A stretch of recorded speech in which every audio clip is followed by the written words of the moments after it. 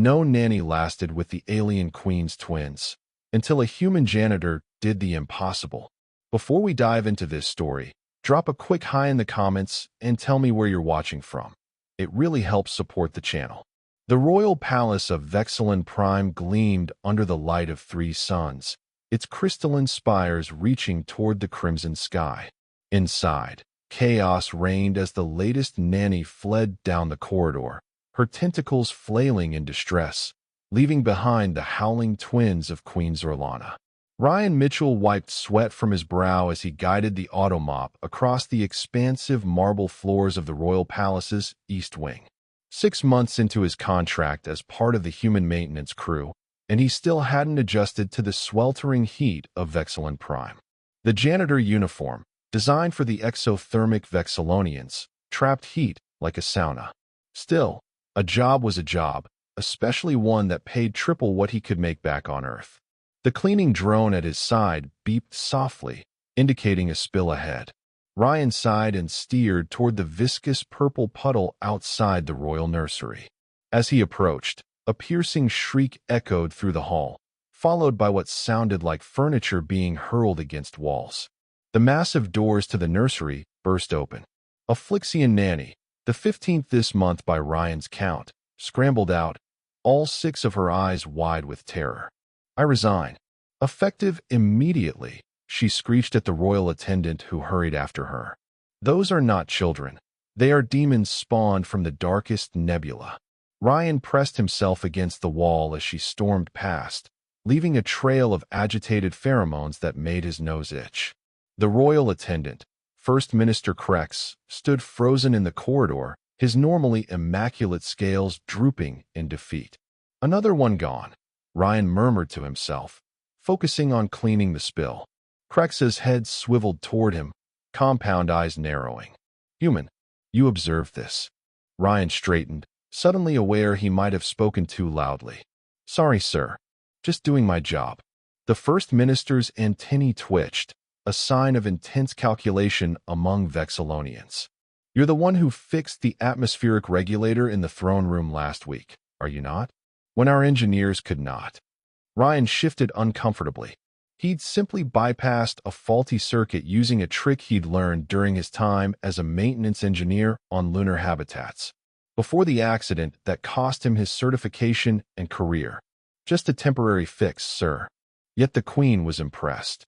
Krex circled Ryan, assessing him with those unnerving compound eyes. "Humans are an adaptive species. Problem solvers." Inside the nursery, something shattered against the wall, followed by dual high-pitched giggling. "Sir, I should really finish. The Queen's offspring requires supervision. This is the 15th caretaker to resign. The diplomatic summit begins tomorrow, and Her Majesty requires someone to manage the royal heirs." Ryan's stomach dropped. "Sir, with all due respect, I'm just a janitor." "You are a human," Krex corrected. "Your species is known for unorthodox solutions and resilience. You will attend the royal twins until a proper replacement can be secured. But I have no experience with children, especially not." He gestured toward the nursery, where ominous thumping noises continued. "The alternative is immediate termination of your employment contract and deportation," Krex said flatly. "The Queen cannot appear at the Galactic Summit with this domestic situation unresolved. It would show weakness." Ryan closed his eyes briefly. He couldn't afford deportation. His sister back on Earth depended on his salary for her medical treatments. "How long?" he asked weakly. 3 cycles. Perhaps 4. Krex's mandibles clicked in what might have been sympathy. "You begin immediately." Before Ryan could protest further, Krex pressed his palm to the security scanner.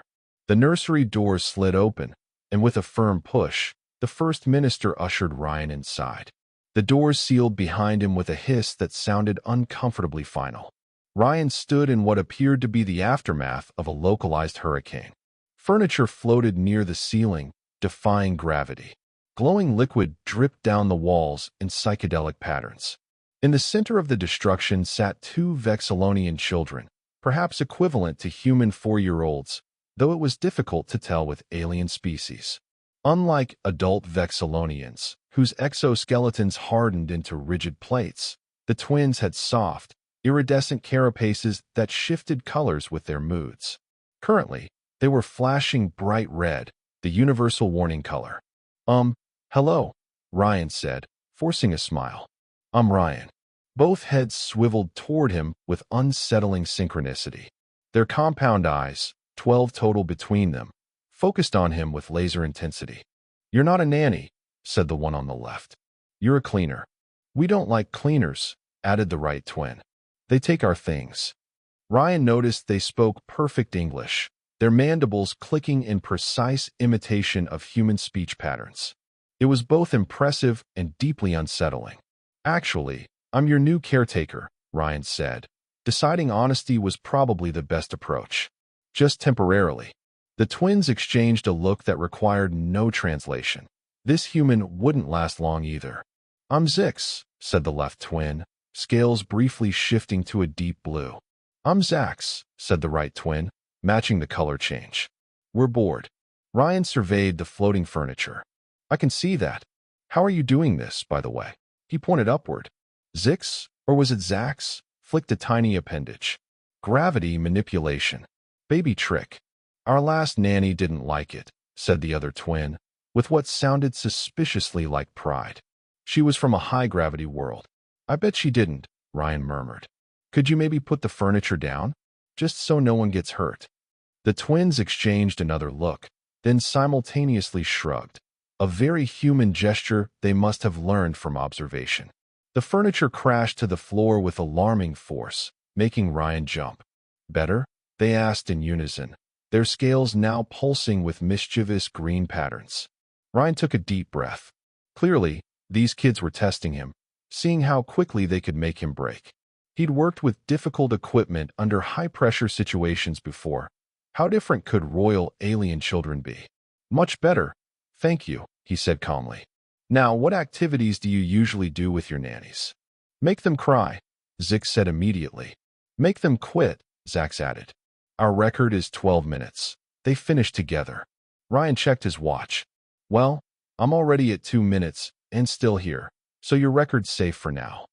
He looked around the room, noticing educational modules similar to Earth tablets scattered among the debris.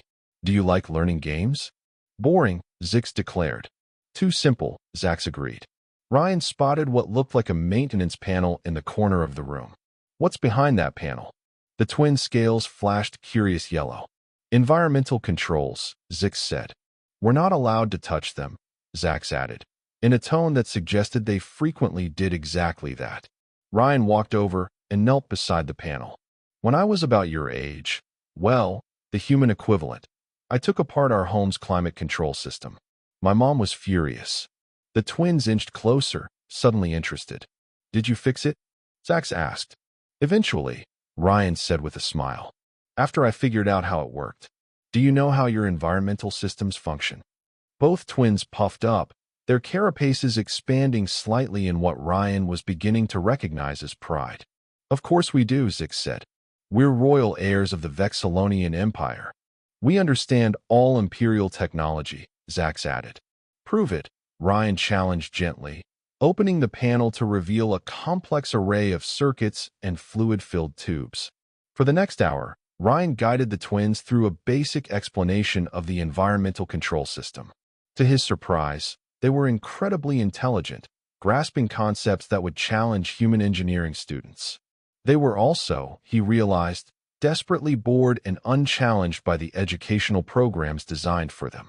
You're not terrible, Zix declared eventually, which Ryan took as high praise. For a human, Zax added. Thanks, Ryan said dryly. Now, I understand there's a diplomatic summit happening, and your mother needs you both to be on your best behavior. What does that usually involve? The twins' scales darkened to a sullen gray. Standing still, Zix said. Being quiet, Zax continued. Looking cute for visiting dignitaries. They finished together, with obvious disgust. Ryan nodded sympathetically. Sounds boring. It is, they exclaimed in unison. Well, Ryan said thoughtfully, what if we made it into a game? Two sets of compound eyes blinked at him curiously. What kind of game? Zix asked cautiously. A spy game, Ryan suggested. During diplomatic meetings, the best intelligence officers are the ones no one notices. You could pretend to be royal spies, gathering information while appearing to be perfectly behaved royal children. The twins' scales rippled with interested patterns of blue and purple. What would we be looking for? Zax asked. Ryan shrugged. Body language. Inconsistencies in what people say versus what they do. Who talks to whom? It's what human intelligence analysts do. We could create a code system, Zix said excitedly, and compare notes after. Zax added. For the first time, their excitement seemed genuine rather than malicious. Ryan felt a small surge of victory. The moment was interrupted by a chime from the wall panel, followed by the voice of First Minister Krex. Human. The royal offspring must be prepared for their evening meal with Her Majesty. You will ensure they are properly attired and behaved. Ryan glanced at the twins, who had immediately shifted their scales to innocent-looking patterns. Of course, Minister. We're just finishing up our diplomatic training. There was a pause. Indeed, Krex said finally, sounding surprised rather than suspicious. The royal wardrobe drones will arrive shortly. After the communication ended, Ryan turned to the twins. All right, let's make a deal. If you help me figure out how to get you properly dressed and presented, I'll help you design a proper spy code system after dinner. Deal. The twins conferred through some form of silent communication, their antennae touching briefly. Deal, they said simultaneously, extending their small, clawed appendages. Ryan shook each tiny hand carefully, wondering what he'd gotten himself into. The royal wardrobe turned out to be an elaborate affair involving multiple layers of ceremonial chitin weave and embedded technology that Ryan couldn't begin to understand. Thankfully, the twins were surprisingly cooperative, guiding him through the process with minimal mischief. These ceremonial plates amplify our bioluminescence, Zix explained, as Ryan struggled with attaching what looked like glowing shoulder pads to the young royal's carapace. It shows our emotional state to all present, Zax added. A sign of royal transparency. That's actually pretty cool, Ryan admitted. Human leaders just wear boring suits. We know, the twins said together. We've studied your species. Something in their tone made Ryan pause. Why? Zix's antennae twitched. Humans are interesting. Unpredictable, Zax elaborated. Mother says unpredictability is either a great strength or a fatal weakness. They finished in unison. Before Ryan could process that concerning statement, the doors slid open, and First Minister Krex entered, his own ceremonial attire glittering with embedded technology. Acceptable, he declared after inspecting the twins. His compound eyes shifted to Ryan. You have managed better than expected, human. They're good kids, Ryan said, earning surprised blinks from both twins. Smart, too. Indeed, Krex said, sounding faintly bemused. You will accompany them to the dining hall and remain in the adjoining service chamber until the meal concludes. Ryan nodded, trying not to show his relief at not having to dine with alien royalty. The royal dining hall was as intimidating as Ryan had imagined, vast, crystalline, and designed for beings with very different physical requirements than humans. He helped settle the twins into their elevated feeding platforms, then retreated to the service area as instructed. Through a monitoring screen, he watched as Queen Zerlana entered. Even through the display, her presence was overwhelming. Unlike her children, the Queen's exoskeleton was fully hardened into magnificent plates that shimmered with patterns so complex they seemed to tell stories. Her compound eyes, easily 20 or more, moved independently, taking in everything at once.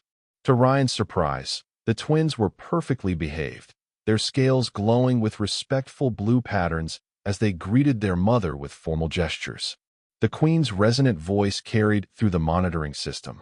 My heirs, I am informed you have a new caretaker. Yes, Mother, they answered in perfect unison. The human maintenance worker. And has this human maintained order? The Queen asked, with what might have been amusement. The twins glanced at each other before answering. He is different, Zix said carefully. He teaches, rather than commands, Zax added. The The Queen's antennae quivered. Interesting. Humans continue to surprise us with their adaptability. The conversation shifted to diplomatic matters, with the Queen quizzing her offspring on various species attending the summit. Ryan listened, impressed by the twins' detailed knowledge and perceptive questions. When the meal concluded, Krex appeared in the service area. The Queen requests your presence at tomorrow's preparatory session for the summit. The royal heirs will need supervision during the proceedings. Ryan nodded, relieved that his first day hadn't ended in disaster. Of course, Minister. Returning the twins to their chambers proved surprisingly straightforward. They were tired from the day's events and the mental stimulation of both their improvised engineering lesson and dinner conversation. As Ryan helped them out of their ceremonial attire, Six looked up at him with those unsettling compound eyes. You promised to help us create a spy code. Tomorrow, Ryan assured them. We'll need it for the summit, right? Get some rest now, and we'll work on it first thing. The twins exchanged a look, then nodded simultaneously. Don't leave, Zach said suddenly, as Ryan turned to go. Previous nannies stayed in the adjoining chamber, Zix explained. Ryan hesitated. His assigned quarters were on the other side of the palace, in the human workers section. I'm not sure if I'm allowed. You're our caretaker now, the twins said with that eerie synchronicity. It's protocol. Whether it was actually protocol or a fabrication, Ryan wasn't sure, but he was too exhausted to argue. The adjoining chamber turned out to be luxurious by his standards. With a bed that adjusted to his physiology and environmental controls he could set to human comfortable temperatures. As he settled in for the night, Ryan couldn't help but wonder about the strange turn his life had taken. From disgraced engineer to alien janitor to royal nanny in the span of 6 months. His sister would never believe it, if he was even allowed to tell her. Through the wall, he heard soft clicking sounds that might have been the twins communicating with each other. Despite their mischievous reputation, he found himself actually liking the alien children. They were brilliant, curious, and clearly starved for appropriate intellectual stimulation and genuine interaction. Tomorrow would bring new challenges with the diplomatic summit, but for now, Ryan allowed himself to feel a small sense of accomplishment. Day 1 as an alien nanny, and he was still in one piece. Little did he know that the true test of his human adaptability was yet to come. Morning on Vexilon Prime arrived with the chaotic light of 3 suns rising in quick succession. Ryan awoke to find the twins already active, their carapaces shimmering with excited patterns as they pored over what appeared to be hand-drawn maps of the palace's diplomatic wing. Good morning, he said, stifling a yawn. Planning your spy mission already? We're identifying optimal observation points, Zix confirmed without looking up, and cataloging expected attendees by vulnerability to interrogation, Zax added, mandibles clicking rapidly over a data tablet. Ryan blinked, suddenly more awake. Remember, this is pretend intelligence gathering. No actual interrogations. The twins looked up simultaneously, their compound eyes unreadable. Of course, they said together, in a tone that was not entirely reassuring. Breakfast was delivered by service drones, a nutrition paste for the twins that smelled vaguely of cinnamon, and something approximating scrambled eggs for Ryan. As they ate, Ryan helped the twins develop their spy code, a simple system of carapace color patterns and antennae positions that would allow them to communicate observations without speaking. The Arcturon ambassador always lies about trade agreements, Zix informed him. But his secondary appendages twitch when he's being dishonest, Zax added. Ryan nodded, impressed by their observational skills. That's exactly the kind of intelligence that good spies look for. Body language often reveals more than words. The twins preened, their scales flashing proud gold patterns. A chime announced First Minister Krex's arrival. The minister entered, his own exoskeleton polished to a high shine for the diplomatic events ahead. The preliminary meetings begin in 1 hour, he announced. Her Majesty expects the royal heirs to observe from the diplomatic gallery. We're ready, the twins declared, their scales shifting to formal, subdued patterns. Krex's compound eyes fixed on Ryan. Human, you will accompany them and ensure they remain contained. Yes, sir, Ryan said, hoping his face didn't betray his nervousness. The diplomatic wing of the palace was even more impressive than the residential areas. Massive crystalline chambers connected by transparent tubes suspended over gardens of alien vegetation. Representatives from dozens of species moved through the spaces, some humanoid, others so alien that Ryan couldn't determine which parts were appendages and which were sensory organs. The diplomatic gallery turned out to be a small, elevated platform overlooking the main chamber where preliminary negotiations were taking place. The twins settled into their observation posts with surprising focus, their compound eyes taking in everything while their carapaces maintained perfectly neutral patterns. Ryan stood behind them, trying to remain inconspicuous while also attempting to follow the complex diplomatic proceedings. Most of the discussion involved trade routes and resource rights that meant little to him, but he noticed the twins were completely absorbed, occasionally exchanging subtle antennae signals that corresponded to their secret code. Hours passed, and Ryan was impressed by the twins' continued good behavior. Perhaps they really had just been bored and understimulated by previous caretakers. As the session adjourned for a midday recess, Krex approached the gallery. "The Queen requests your presence, human." Alone. Ryan felt his stomach drop. "The twins will remain here under guard observation," Krex said. "This way."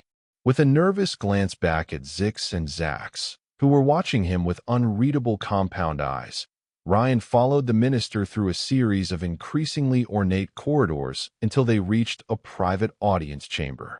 Queen Zorlana sat upon a raised platform, her massive exoskeleton gleaming with patterns that seemed to shift and tell stories. Up close, she was even more intimidating. Easily 9 feet tall when seated, with a crown of sensory appendages that moved independently, sampling the air. "Your Majesty," Krex announced, "the human caretaker, as requested." Ryan bowed awkwardly, having no idea of proper protocol. "Approach, human." The Queen's voice resonated on multiple frequencies, some beyond human hearing that Ryan felt rather than heard. He stepped forward, trying not to tremble visibly. "My offspring report that you are teaching them," the Queen said. "This is unexpected." Ryan swallowed hard. "They're very intelligent, Your Majesty. I just tried to engage with that intelligence." The Queen's many eyes focused on him with unsettling intensity. Previous caretakers attempted discipline, restraint, and control. All failed. "With respect, Your Majesty, Zix and Zax don't need control. They need challenge. Direction for their energy and curiosity." A sound like wind through crystal chimes emanated from the Queen. Laughter, Ryan realized with shock. "Indeed. You perceive what others did not." Her antennae extended toward him, stopping just short of contact. "My children are not merely royal heirs. They represent the future of our species' evolution. Their generation marks a significant advancement in our cognitive and physical capabilities." Ryan nodded, beginning to understand. "They're bored because they're functioning at a higher level than expected for their age." "Precisely." The Queen's exoskeleton rippled with what might have been approval. "The Galactic Summit includes negotiations that will shape their future reign. I wish them to observe and learn, but previous attempts resulted in diplomatic incidents." Ryan winced, imagining what kind of chaos the twins could cause in a gathering of intergalactic diplomats. "I've given them a constructive focus. A game of observation and analysis, rather than disruption. So I am informed." The Queen's mandibles clicked thoughtfully. "This approach aligns with human educational methodologies? Learning through simulation? Sometimes yes. Especially for gifted children who need additional stimulation." Ryan hesitated, then added, "If I may suggest, Your Majesty, they might benefit from more practical applications of their studies. Engineering projects, diplomatic role-playing scenarios, that sort of thing." The Queen was silent for a long moment, her compound eyes shifting in patterns Ryan couldn't interpret. Finally, she said, "You will continue as their caretaker through the summit. Should your methods prove successful, a more permanent arrangement may be considered." Ryan blinked in surprise. "Your Majesty, I'm not qualified." Qualifications are determined by results, human. The Queen rose, towering over him. Results which, thus far, exceed all expectations. Before Ryan could respond, a palace-wide alert sounded, a pulsing tone that made his teeth vibrate. The Queen's exoskeleton flashed with patterns of alarm.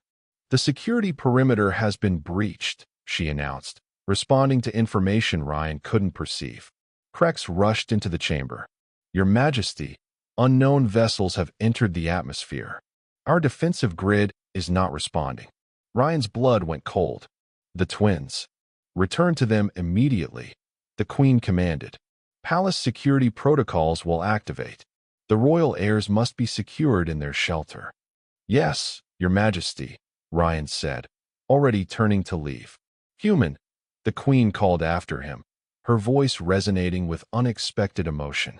"They trust you. This is rare and valuable."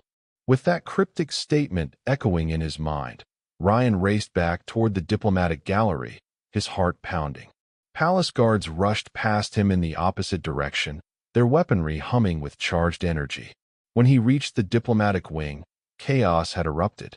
Delegates from various species hurried in all directions, some heading for exits, others towards secure communications centers. The diplomatic gallery was empty. The twins were gone. Ryan fought rising panic, searching the area frantically. A guard approached, weapon raised until recognizing Ryan's palace credentials. "The royal heirs," Ryan gasped. "Where are they?" "Evacuation protocols dictate they should be en route to the royal shelter," the guard replied. "Did you not escort them?" "I was summoned by the Queen," Ryan explained. "They were supposed to be under guard observation." The guard's carapace flashed with alarm patterns. "Communications are compromised. We cannot confirm their location." Ryan thought quickly. If he were the twins, brilliant and mischievous, where would he go during an emergency? Certainly not to a boring shelter as protocol dictated. The environmental control hub, he realized aloud. They were fascinated by it yesterday. If communications are compromised, they might try to help from there. The guard hesitated, clearly torn between protocols and Ryan's suggestion. "I'll find them," Ryan decided. "Which way to the central environmental controls?" "Sublevel 3, Eastern Quadrant," the guard said after a moment's hesitation. "But human, if hostile forces have infiltrated." "They're just children," Ryan said firmly. "I'll bring them to safety." As alarms continued to blare, Ryan navigated the increasingly chaotic palace corridors, heading for the nearest access point to the lower levels. Years of working maintenance had given him an instinctive understanding of building layouts. Service corridors and maintenance shafts always followed certain patterns. Sure enough, he found an access tunnel that maintenance drones were using to travel between levels. Following them downward, he emerged on sublevel 3 just as a massive tremor shook the palace foundations. The environmental control hub was easy to spot, a massive chamber filled with the same technology he'd shown the twins in their nursery, but on an exponentially larger scale. Tubes of glowing fluids pulsed along the walls and ceiling, regulating atmosphere, temperature, and a dozen other variables throughout the palace. And there, perched precariously on a maintenance platform, were Zix and Zax. Their small appendages moved with incredible speed across control interfaces, their carapaces flashing with patterns of intense concentration. "Zix! Zax!" Ryan called, relief flooding through him. Both heads snapped toward him, compound eyes blinking in surprise. "Ryan," they called in unison. "We're fixing the defensive grid." Ryan climbed up to their platform. "What do you mean? What's happening?" "Sabotage," Zix said grimly. "The environmental systems are connected to the defensive grid," Zax explained. "Someone introduced a cascading failure. They continued together. We're trying to bypass it." Ryan looked at the complex systems they were manipulating, far beyond his understanding. "Shouldn't the Royal Engineers be handling this?" "They can't," Zix said. "The sabotage is targeting specific Vexillonian neural pathways. It's making them see errors that aren't there," Zax added. Ryan frowned. "But you're Vexillonian too. How are you immune?" The twins exchanged a glance. "We're different," they said simultaneously. "The next evolutionary step." Ryan remembered the Queen's words. Your brains work differently. They nodded, returning to their work with intense focus. Another tremor shook the chamber, stronger this time. Ryan grabbed a support beam to steady himself. What can I do to help? He asked. The physical bypass, Zach said, pointing to a panel across the chamber. We need those fluid lines rerouted.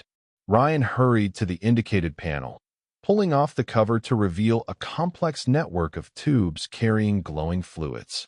Connect the blue primary to the security override, Zix called out. The one with the pulsing pattern. Ryan identified the tube, similar to ones he'd repaired in the maintenance areas, though the contents were different. With careful precision, he disconnected it from its original port and reconnected it to the override node. The chamber lights flickered, then stabilized. It's working, the twins called excitedly. The defensive grid is coming back online. Another tremor, violent enough to knock Ryan off his feet. From somewhere above, the sound of an explosion echoed through the palace structure. We need to get to the royal shelter, Ryan insisted, helping the twins down from their platform. Your mother will be worried sick. But we've almost fixed it, Zix protested. You've done enough, Ryan said firmly. The engineers can take it from here. Your safety is what matters now. The twins looked ready to argue, but another explosion, closer this time, made the decision for them. They allowed Ryan to lead them toward the emergency evacuation route indicated on the wall displays. As they hurried through the subterranean corridors, Ryan couldn't help but marvel at the twins' intelligence and courage. They hadn't panicked or hidden. They'd immediately tried to help, using their unique abilities. Who would sabotage the palace? Ryan asked as they ran. Many species fear Vexillonian expansion, Zix said. The summit was to negotiate peaceful cooperation, Zax added. Not everyone wants peace. They finished together, their scales darkening to troubled indigo. The royal shelter turned out to be a reinforced chamber deep beneath the palace, accessed through a series of biometric scanners that recognized the twins immediately. As the massive doors slid open, Ryan saw Queen Zerlana and First Minister Krex conferring urgently with military commanders. The Queen's compound eyes fixed on them instantly, her exoskeleton flashing with patterns of relief so intense they were almost blinding. My heirs, she said, extending her appendages toward them. You are safe. The twins rushed to their mother, their own carapaces glowing with responding patterns. It was the most emotional display Ryan had seen from any of them. Krex approached Ryan, his posture communicating both relief and suspicion. How did you locate them? They disabled their tracking implants. I just thought about where they'd go, Ryan explained. They were in the environmental control hub, working to bypass the sabotage in the defensive systems. The Queen's attention shifted to Ryan. Explain. Ryan described what the twins had done, watching as the Queen's patterns shifted from surprise to pride to concern. They risked themselves, she said, her resonant voice vibrating with emotion. They wanted to help, Ryan said simply. They're brave kids. The military commander approached, bowing to the Queen. Your Majesty, the defensive grid is restored. The attacking vessels have been neutralized or driven back. And the saboteurs? Krex demanded. 3 identified and captured. Genetic scans indicate Procyon origin. The Queen's exoskeleton darkened. The Procyon Collective. They seek to prevent our alliance with the Terran systems. Ryan blinked in surprise. Wait, Earth? We're forming an alliance with Vexillon. That is the primary purpose of the summit, Krex confirmed. The first formal alliance between our species. Certain factions oppose this development.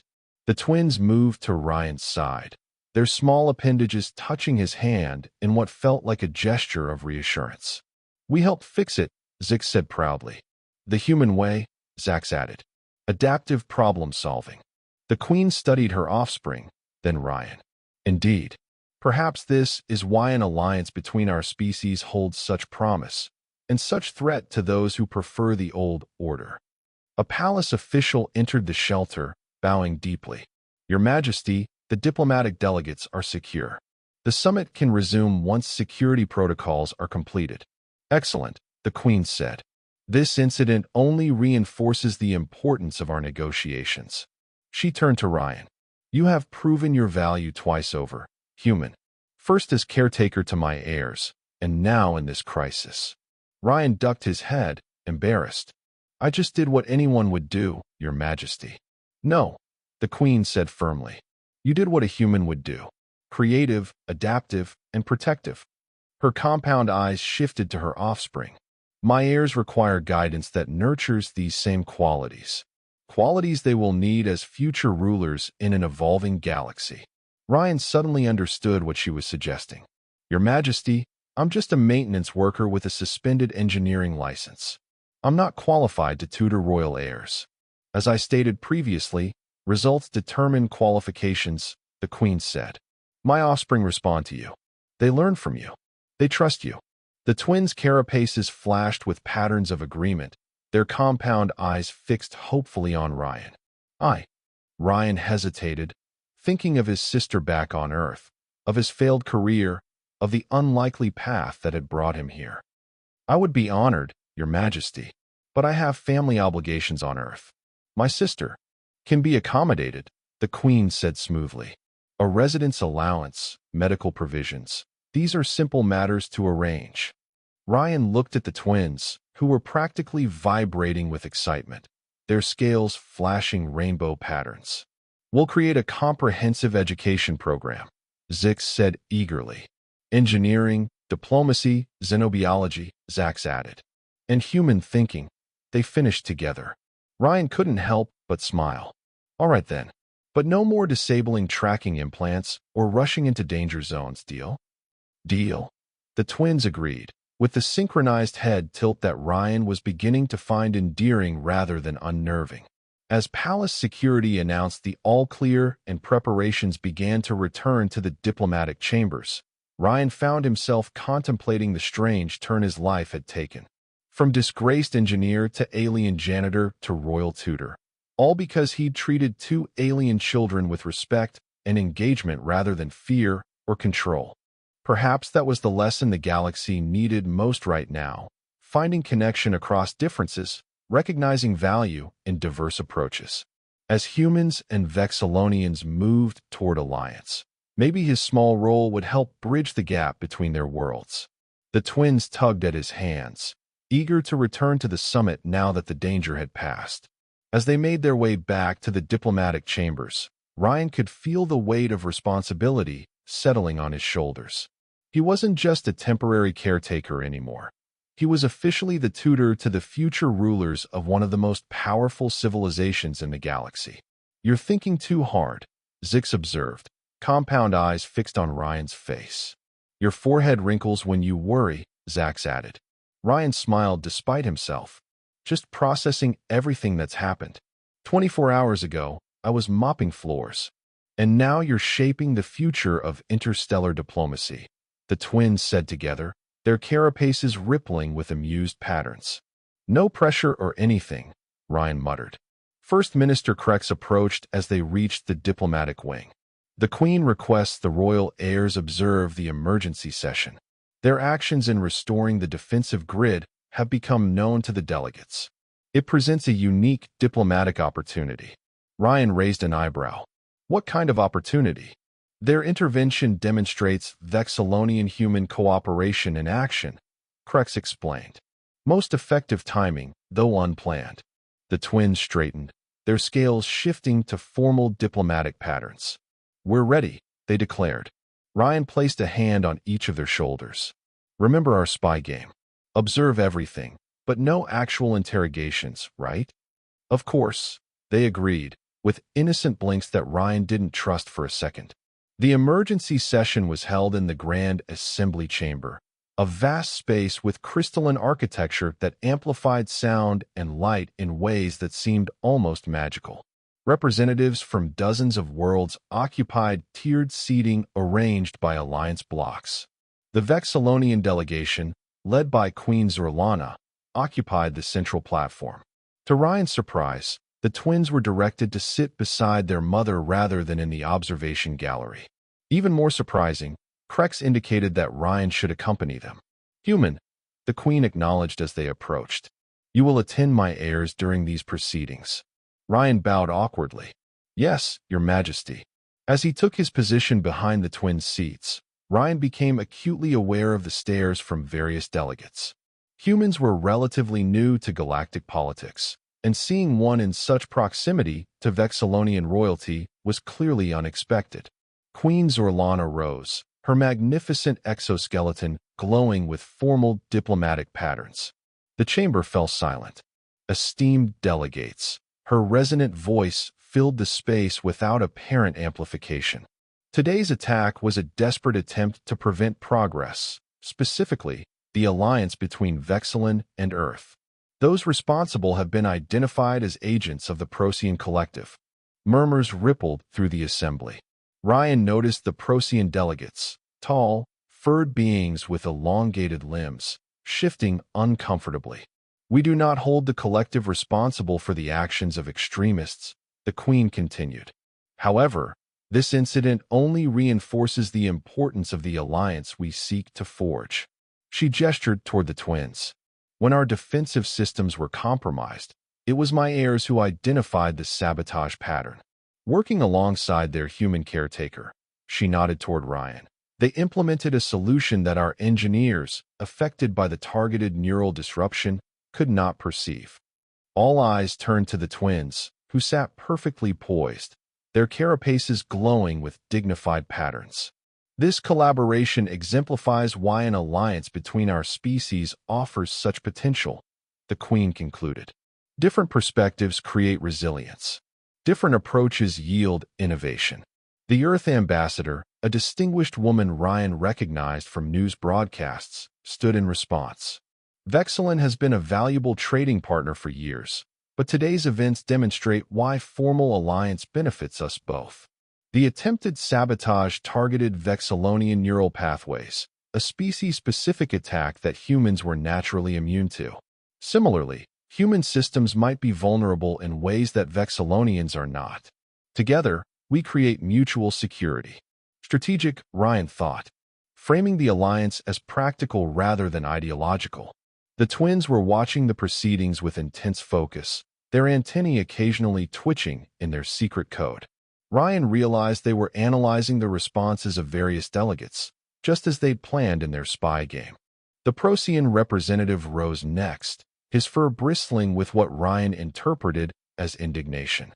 The collective categorically condemns these actions and denies any official involvement. We request evidence before accusations damage long-standing relationships. Evidence has been provided to the Security Council. Krex responded smoothly. We do not suggest collective leadership ordered this attack, merely that the perpetrators originated from your territories. Ryan watched the careful diplomatic dance with fascination. Every word seemed to carry multiple meanings, every gesture conveying subtle signals to different factions. Zix's antennae twitched in the pattern they'd established for deception detected. Ryan followed the young royal's gaze to a delegate from a crystalline species he didn't recognize, who was passing something to an aide. Leaning forward slightly, Ryan whispered, "What do you see?" "Unauthorized communication device," Zix murmured back. "Frequency matches Procyon technology," Zax added so quietly that Ryan barely heard. Ryan straightened, uncertain what to do with this information. Should he alert Krex? Interrupt the proceedings? Before he could decide, the Queen's antennae flicked in a pattern that made both twins sit straighter. "She knows," they whispered in unison. Sure enough, as debate continued about security protocols, royal guards discreetly moved to position themselves behind the crystalline delegate. The twins exchanged a look of pure delight. Their spy game had aligned perfectly with actual security operations. The session continued for hours, with various factions stating positions, making demands, and offering concessions. Throughout it all, the twins remained engaged, their attention never wavering. Ryan found himself impressed not just by their intelligence, but by their endurance. Most human children their age would have been fidgeting unbearably by now. When the session finally adjourned for the day, the Queen turned to her offspring. "You have conducted yourselves admirably," she said, her carapace glowing with proud patterns. "We observed everything. Zix reported eagerly. And analyzed faction alignments, Zax added. The Queen's compound eyes shifted to Ryan. Your strategy proved effective. Ryan shrugged modestly. They just needed the right framing to make diplomatic observation interesting. Indeed. The Queen rose. My heirs will join me for diplomatic reception preparations. Human, your presence will be required at the evening function. Ryan blinked in surprise. Me? At a diplomatic reception? As official tutor to the royal heirs, your position now includes ceremonial duties, Krex explained, sounding faintly amused at Ryan's discomfort. But I don't have anything appropriate to wear, Ryan protested weakly. Arrangements have been made, Krex assured him. Report to your new quarters in the royal wing at Third Sun Descent. As the twins were led away with their mother, they looked back at Ryan with excited carapace patterns that clearly communicated, this is going to be interesting. Ryan's new quarters turned out to be a spacious suite connecting to the twins' chambers. Where his previous maintenance worker housing had been functional but Spartan, these rooms were luxurious, with adaptable environmental controls and furnishings that adjusted to human physiology. Most surprising was the formal attire laid out on the sleeping platform, a Vexillonian-styled outfit modified for human anatomy. The material shimmered with subtle color-shifting properties, though nothing as dramatic as Vexillonian carapace patterns. Ryan examined it with a mixture of awe and trepidation. His entire life had been turned upside down in less than 48 hours. As he dressed for the reception, Ryan's thoughts turned to his sister back on Earth. What would she think of all this? Her little brother, the failed engineer who'd taken a maintenance contract on an alien world out of desperation, now tutor to royal heirs. It seemed too fantastical to be real. A communications console in the wall chimed softly. Ryan approached, pressing his palm to the interface as he'd seen others do. To his shock, his sister's face appeared on the screen. Ryan? She blinked in confusion. What the? You look different. Where are you? Ryan gaped at the screen. Sarah? How is this possible? Interstellar communication is restricted to official channels. Sarah grinned. Well, apparently being the sister of the new royal tutor comes with perks. I just got a visit from some very official-looking people who set up this communication link. They also brought paperwork about medical treatments and housing arrangements. Her expression turned questioning. What exactly have you gotten yourself into? Ryan laughed, relief and joy washing over him. It's a long story. The short version is I accidentally became responsible for the Vexillonian royal heirs, and now I'm their official tutor. Only you, Ryan. Sarah shook her head in amazement. One day you're fixing air recyclers. The next you're shaping alien royalty. The Queen is arranging for your medical care, Ryan explained, still hardly believing it himself. Top-tier treatments that weren't available to us before. Sarah's eyes widened. The experimental regeneration therapy? Ryan, that's not even approved for general use yet. Apparently, diplomatic connections help bypass waiting lists, Ryan said.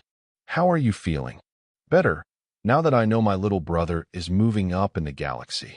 Her smile softened. I'm proud of you, Ryan. You always land on your feet, even when it's on another planet. The conversation continued for several precious minutes. Ryan explaining the bizarre circumstances that had led to his new position, Sarah filling him in on developments back home.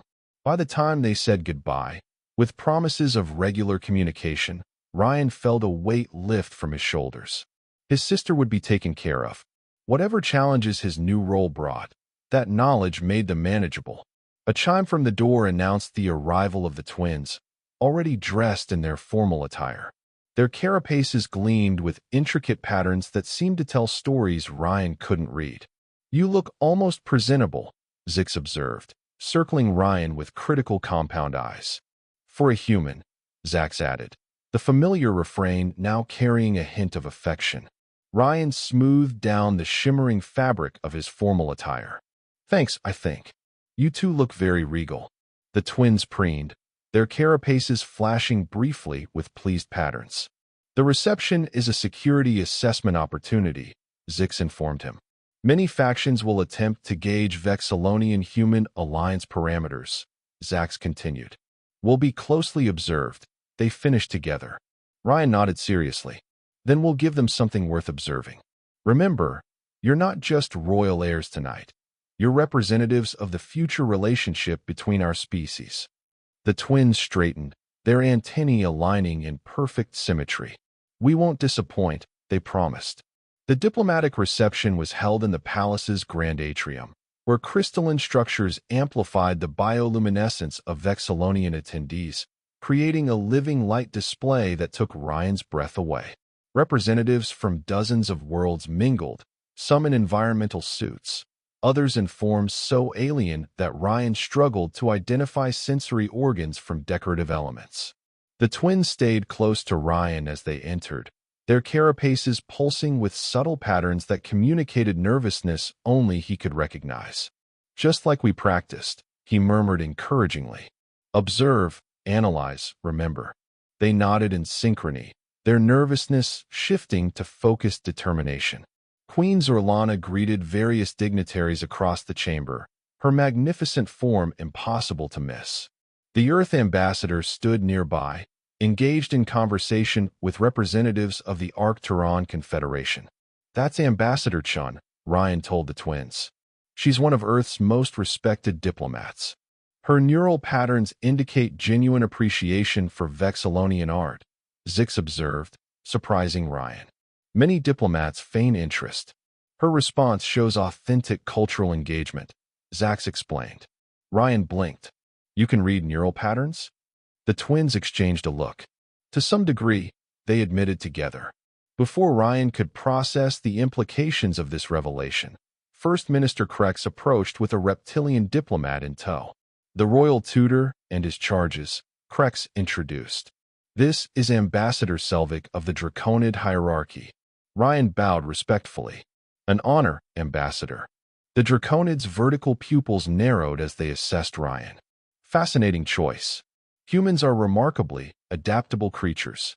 We find value in diverse perspectives, Ryan replied diplomatically. Indeed. The ambassador's forked tongue flicked briefly. And what perspective do you bring to the royal education? Maintenance worker? The slight was subtle but unmistakable. Ryan felt the twins tense beside him. Engineering problem solving, primarily, Ryan answered smoothly. Breaking complex challenges into manageable components. A skill useful in diplomacy as well, wouldn't you agree? The Draconid scales rippled in what might have been surprise at the composed response. Perhaps, though some problems require force rather than finesse. Force without finesse often creates more problems than it solves, Ryan countered. The twins' carapaces flashed with patterns of approval. The Draconid hierarchy has expressed concerns about the Vexillonian human alliance, Krex explained to Ryan.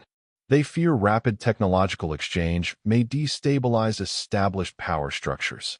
Change is inevitable, Zix said suddenly, their compound eyes fixed on the ambassador. Adaptation preferable to obsolescence.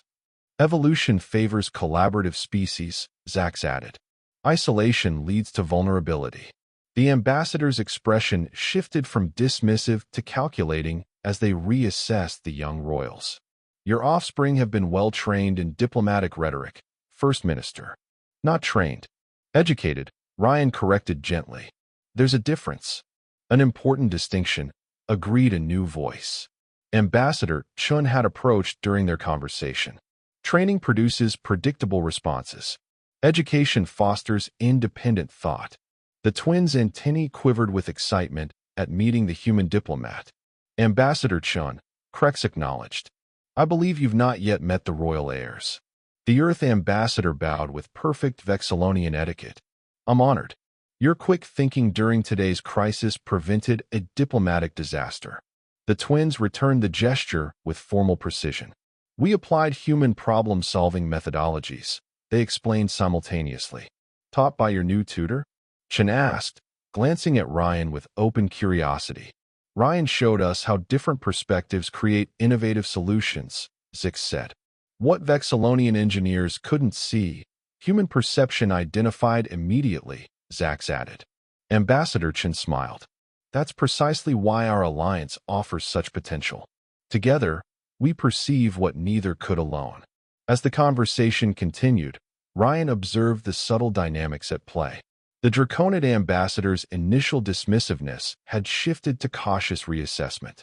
Ambassador Chen skillfully highlighted mutual benefits without appearing to challenge other factions directly. The twins, meanwhile, demonstrated diplomatic awareness far beyond their years. Throughout the evening, similar interactions played out as various delegates approached the unusual trio, human tutor and Vexillonian royal heirs. Some were openly curious, others thinly veiled their skepticism or concern. The twins handled each encounter with increasing confidence, applying their observational skills and intelligence to navigate complex diplomatic waters. During a brief respite, Ryan guided them to a quieter corner of the atrium. "You're doing brilliantly," he told them proudly. "Natural diplomats, both of you."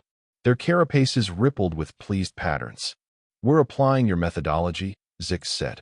"Identifying motivations behind statements," Zax continued, "and adapting responses accordingly." They finished together. Ryan smiled. "Exactly. That's the essence of effective communication across cultures. Is that why Mother selected you?" Zix asked suddenly. "Because humans excel at cross-species communication?" The question caught Ryan off guard. "I doubt she planned this. I was just in the right place at the right time." "Unlikely," Zax said, mandibles clicking thoughtfully. "Mother rarely acts without multiple strategic considerations." Before Ryan could respond, a commotion near the main entrance drew their attention. Palace guards moved swiftly into defensive positions as an unexpected delegation entered, tall, furred beings that Ryan recognized as Procyans. "The Procyan High Counselor," the twins whispered, their carapaces darkening with concern. "Not scheduled to attend." Ryan watched as Queen Zorlana moved to greet the new arrivals, her posture revealing nothing of surprise or alarm. "Stay here," Ryan instructed the twins, but they were already moving toward their mother, their sense of duty overriding his direction.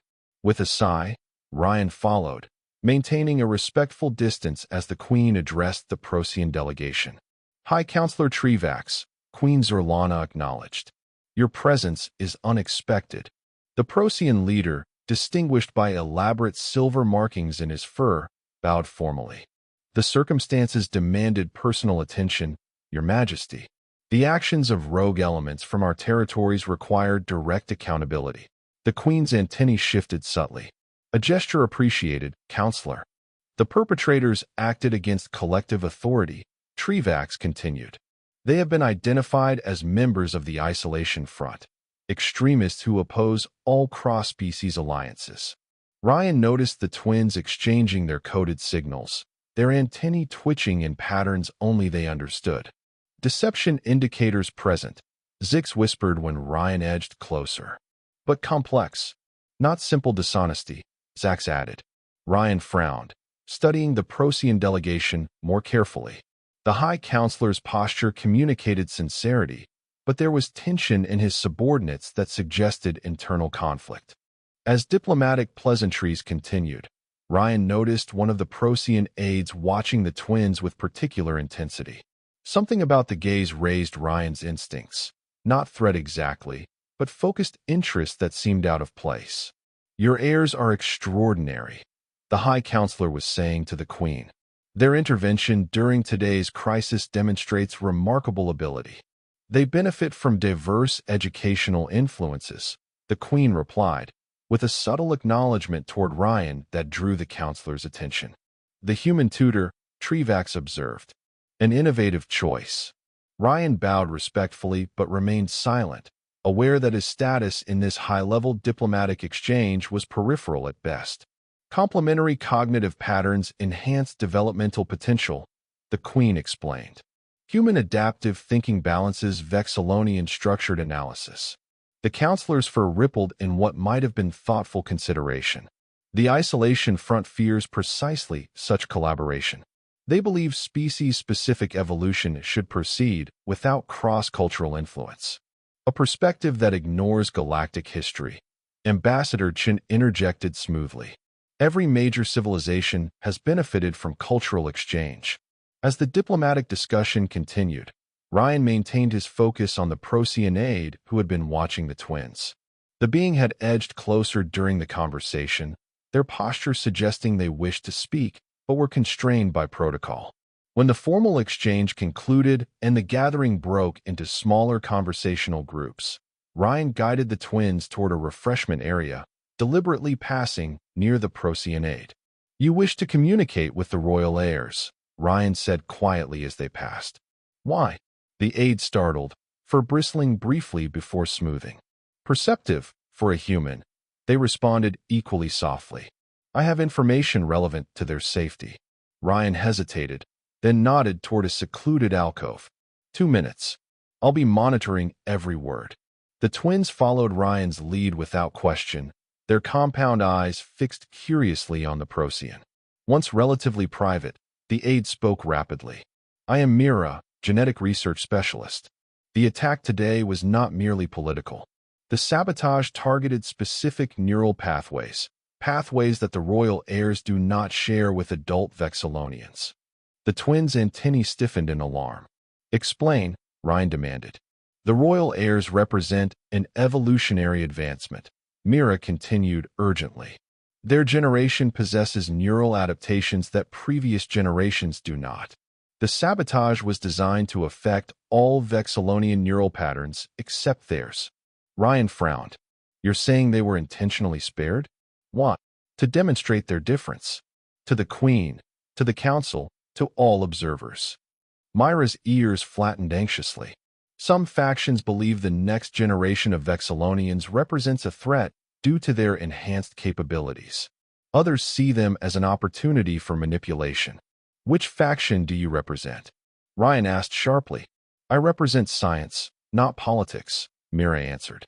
"The royal heir's neural evolution parallels specific patterns found in human cognitive structures. This convergent evolution is why your species work effectively together." She glanced nervously toward the main gathering. "The High Counselor does not know I am speaking to you. I risk much, but scientific truth must inform political decisions." The twins had been silent during this exchange, but their carapaces flickered with rapid patterns that Ryan couldn't interpret. "You should tell our mother," Zix said finally. "Scientific evidence, not rumor," Zax added. Mira nodded. "I have prepared data crystals with my research. But distribution must be careful. Those who orchestrated today's attack would suppress this information." Ryan considered the implications. If true, this added layers of complexity to the diplomatic situation and to his role as tutor to the twins. "We'll ensure the Queen receives your research," he promised. "But we'll need to verify your claims independently." "Of course." Mira extracted a small crystal from her fur, passing it discreetly to Ryan. "The comparative neural mappings are included. Your human scientists will recognize the significance immediately." A subtle signal from across the room caught Ryan's attention. First Minister Krex, indicating that their absence had been noticed. "We should return," Ryan told the twins. To Mira, he added, "Thank you for the risk you've taken. If your information proves accurate, you've done both our species a service." As they rejoined the main reception, Ryan noticed Queen Zorlana watching them with unreadable compound eyes. The twins moved to their mother's side. Their carapaces shifted to formal diplomatic patterns that revealed nothing of their recent conversation. The remainder of the reception passed in a blur of diplomatic niceties and political maneuvering. Ryan stayed close to the twins, his mind racing with the implications of Myra's information. If the royal heirs truly represented an evolutionary leap that shared characteristics with human neural patterns, it explained both their unique abilities and the Queen's interest in human educational approaches. It also explained why they might be targets. When the reception finally concluded, the royal family retired to their private chambers. To Ryan's surprise, he was summoned to join them, along with First Minister Krex and a Vexillonian he hadn't met before, introduced as Chief Geneticist Vorl.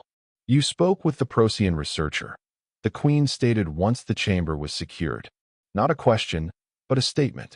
Ryan nodded, producing the data crystal. "She provided this." Research suggesting the twins' neural patterns share characteristics with human cognitive structures. Voral took the crystal, inserting it into an analysis device. Complex holograms bloomed above the console, neural mappings that Ryan couldn't begin to interpret. Extraordinary, the geneticist murmured. The parallels are unmistakable. Is her research accurate? The Queen demanded. Preliminary analysis suggests yes, Voral confirmed. The royal heir's generation exhibits neural adaptations that combine traditional Vexillonian structured cognition with patterns remarkably similar to human adaptive thinking. The Queen's compound eyes shifted to her offspring. You were specifically spared from today's sabotage. A demonstration of your difference. The twins' antennae drooped slightly. We did not realize, they admitted together. Nor did I, the Queen said, her carapace darkening. The implications are significant. Ryan cleared his throat. If I may, Your Majesty, this could explain why your children respond well to human teaching methods. Our cognitive approaches are complementary. Indeed, the Queen's antennae quivered thoughtfully, and it explains why certain factions oppose our alliance so vehemently. They fear what our combined potential represents. Krex, who had been silent until now, spoke up. The timing of this revelation, during the alliance negotiations, cannot be coincidental. Agreed, the Queen said. But it strengthens our position rather than weakens it. This evolutionary convergence suggests our species are natural allies. Ryan looked at the twins, who were watching the neural holograms with fascination. It also means they may face unique challenges as they develop. Neither fully traditional Vexillonian nor human in their thinking patterns. Which is precisely why your continued guidance is essential, the Queen said. You will help them navigate the integration of these cognitive approaches. The responsibility settled on Ryan's shoulders with new weight. These children weren't just royal heirs. They represented an evolutionary advancement that could reshape interspecies relations across the galaxy. I'll do my best, Your Majesty, he promised. But I'm not a xenobiologist or neural specialist. You are something more valuable, the Queen replied.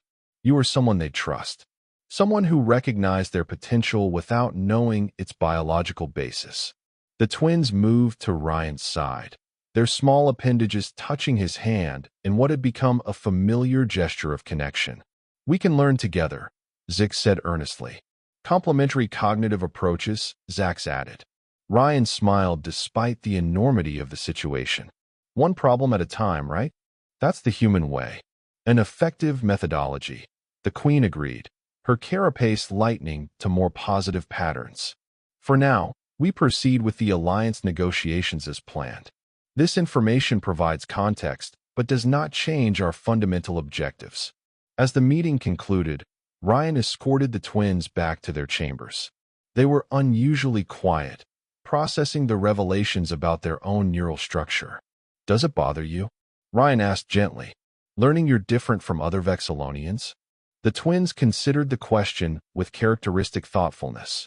We always knew we were different, Zix said finally. But now we understand why, Zax continued. And that we're not alone. They finished together, looking at Ryan with compound eyes that somehow conveyed gratitude despite their alien structure. Ryan felt a surge of protectiveness toward these brilliant, vulnerable children caught at the intersection of evolution and politics. No, you're definitely not alone. And together, we'll figure out how to make the most of those differences. That night, as Ryan settled into his new quarters, he reflected on the improbable journey that had brought him here. From failed engineer to alien janitor to royal tutor, and now, guide to children who represented the biological future of interspecies cooperation. Sarah would laugh herself silly when he told her, if he was even allowed to tell her the full truth. Morning brought new challenges. The formal alliance negotiations were scheduled to begin, with the twins expected to observe from the diplomatic gallery. As Ryan helped them prepare, a message arrived from Ambassador Chen requesting a private meeting before the session. What do you think she wants? Zix asked as they made their way to the designated meeting room. Probably to discuss the implications of your neural patterns for the alliance, Ryan suggested. It's significant information for Earth's negotiating position. The ambassador was waiting alone, her expression serious but warm as they entered. "Thank you for meeting me," she said, bowing respectfully to the twins before turning to Ryan. "I've been briefed on the Procyon researchers' findings. The implications are remarkable." Ryan nodded. "It explains a lot about why the twins respond well to human educational approaches." "More than that," Chen said, "it suggests our species share a developmental trajectory despite evolving on different worlds. Convergent evolution on a neural level." She smiled at the twins. "You are living proof that our species are natural partners, not just political allies." The twins' carapaces glowed with pleased patterns. "The Isolation Front and similar factions fear exactly this," Chen continued. "Species working together, learning from each other, perhaps even evolving together. They see it as dilution rather than strength." "Evolutionary stagnation versus adaptation," Zix observed. "A fundamental philosophical division across galactic politics," Zax added. Chen nodded, clearly impressed by their insight. "Precisely. And now you two have become symbolic of that divide, whether you chose to be or not." Ryan frowned. "They're children, not political symbols." "In an ideal galaxy, yes," Chen agreed. "But royal heirs are never just children, and these two represent something unprecedented." She turned to address the twins directly. "I want you to know that Earth stands with you. Your unique capabilities represent hope for a future where different species build on each other's strengths rather than fearing our differences." The twins straightened, their carapaces shifting to formal diplomatic patterns. "We appreciate Earth's support," they said together, sounding far older than their years. Ryan felt a mixture of pride and concern. They were handling this with remarkable maturity, but they shouldn't have to bear such weight at their age. As they left the meeting, Ryan placed a hand on each of their shoulders. "Remember, regardless of politics or neural patterns or evolutionary significance, you're still kids. It's okay to play and explore and make mistakes." Their compound eyes blinked up at him. "Even royal heirs?" Zix asked. "Especially royal heirs," Ryan affirmed. "All that diplomatic responsibility needs to be balanced with fun." "What kind of fun do human children have?" Zax inquired curiously. Ryan grinned. "Tell you what, after today's negotiations, I'll show you some Earth games." "Deal." "Deal." They agreed enthusiastically, their carapaces flashing with excited patterns. The formal negotiations took place in the Grand Assembly Chamber, with even more delegates present than during the emergency session. The Vexillonian Earth Alliance was the primary agenda item, but related trade agreements, security protocols, and cultural exchange programs were also under discussion. From the diplomatic gallery, Ryan and the twins observed the proceedings. The revelations about the twins' neural patterns hadn't been made public, but rumors clearly circulated among the delegates. Many glanced up at the gallery with undisguised interest. "They're talking about us," Zix whispered, antennae twitching. 17 species representatives have exhibited curiosity indicators, Zax confirmed. Ryan nodded. "Remember what we discussed? You observe them, not the other way around. What are you noticing about the faction alignments?" The twins refocused, applying their extraordinary observational skills to the diplomatic dance below. "The Draconid hierarchy is attempting to insert security provisions that would limit technological exchange," Zix noted. "While the Arcturon Confederation seeks preferential trade status within the Alliance framework," Zax added. Ryan was continually impressed by their ability to track and analyze complex diplomatic maneuvers. "And what about the Procyon Collective?" "Internal division," they said simultaneously. "The High Counselor supports the Alliance publicly, but 3 sub-faction representatives show resistance indicators," Zix continued. "Including the military attaché," Zax finished. Ryan frowned, scanning the Procyon delegation until he identified the individual they met, a stern-looking official whose fur was marked with what appeared to be rank insignia. "Good catch," he murmured. "Let's keep an eye on that one." As the negotiations progressed, Ryan noticed the twins growing increasingly engaged with the proceedings, their antennae flicking rapidly in their private code as they analyzed each diplomatic exchange. Mother is leveraging the sabotage attempt effectively, Zix observed with approval. Converting a security threat into a negotiating advantage, Zax agreed. Ryan smiled. You two are going to be formidable rulers someday. With proper human-influenced education, they replied together, their carapaces briefly flashing grateful patterns toward Ryan. The morning session adjourned for a midday recess, with negotiations set to resume after delegates had time for private consultations. As promised, Ryan took the twins to a secluded palace garden to introduce them to some Earth games. This one's called Tag, he explained, demonstrating the simple concept of chasing and tagging each other.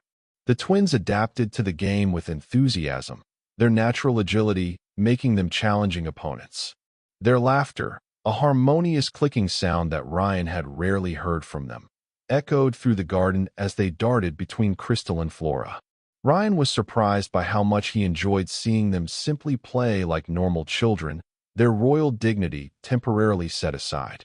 For a brief time, they weren't evolutionary marvels or diplomatic symbols, just kids having fun. The moment was interrupted by the arrival of First Minister Krex, his carapace patterns indicating urgency. Human, royal heirs, your presence is required immediately, he announced. There has been a development. The twins instantly shifted back to formal behavior, their carapaces darkening with concern. What's happened? Ryan asked as they followed Krex through the palace corridors. The Procyon military attaché has requested private audience with the Queen and Earth representatives, Krex explained. Regarding the neural research provided by scientist Mira, Ryan frowned. That information wasn't made public. Precisely the issue at hand, Krex said grimly. They were led not to the throne room, but to a secure conference chamber where Queen Zorlana awaited with Ambassador Chun and several advisors. The Procyon military attaché stood rigidly across from them, flanked by two subordinates. My heirs, human tutor. The Queen acknowledged their arrival. Attaché Dorvin claims knowledge of sensitive information regarding evolutionary developments. The Procyon's fur bristled slightly. Not claims, Your Majesty. The collective has monitored the neural developments in Vexillonian youth for 3 generations. Scientist Myra's research merely confirms what our xenobiologists have tracked for decades. Ryan exchanged surprised glances with the twins. This was unexpected. And your interest in this development? Ambassador Chin inquired carefully. The collective recognizes its significance, Dorvin stated. Convergent neural evolution between our species represents an opportunity, not a threat, Dorvin continued. The Isolation Front misunderstands this potential.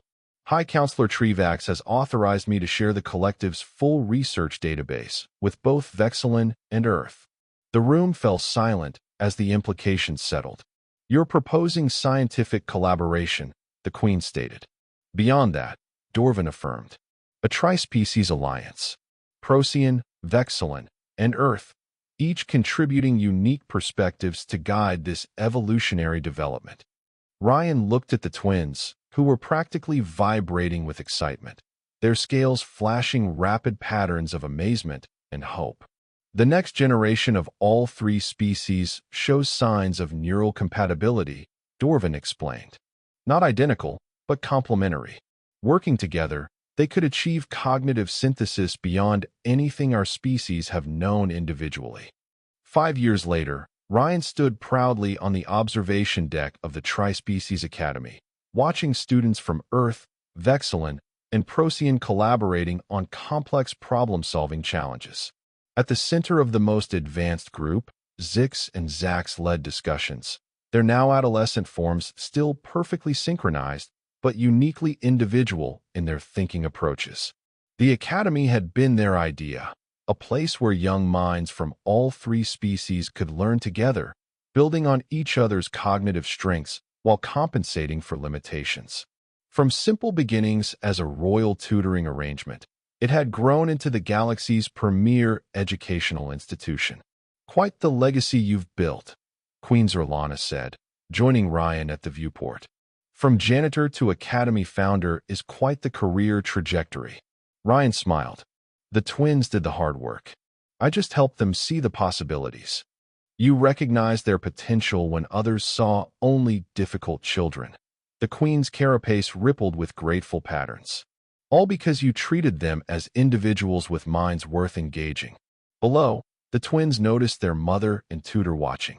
They excused themselves from their group and bounded up to the observation deck, their adolescent enthusiasm still reminiscent of the mischievous children Ryan had first met. Ryan, Mother, they called in unison. We've solved the Arcturon paradox using trispecies cognitive modeling. 3 minds, working as one, Zix explained excitedly. Yet maintaining unique perspectives, Zax added. Ryan placed a hand on each of their shoulders, a gesture that had become their special connection over the years. I always knew you'd do the impossible. We had an excellent teacher. They replied together, their carapaces glowing with patterns of deep affection. The impossible, it turned out, wasn't taming troublesome royal twins. It was showing the galaxy that differences weren't barriers but bridges, and that sometimes the most unlikely connections yielded the greatest possibilities. And that was the end of the story. If you listened all the way to here, don't forget to leave feedback about what you thought of the story in the comments, whether positive or negative. Your feedback helps us improve. Also leave your like and subscribe to the channel for more stories like this one. And I'll leave here on the screen another video that I'm sure you'll like. Big hug, and see you in the next story.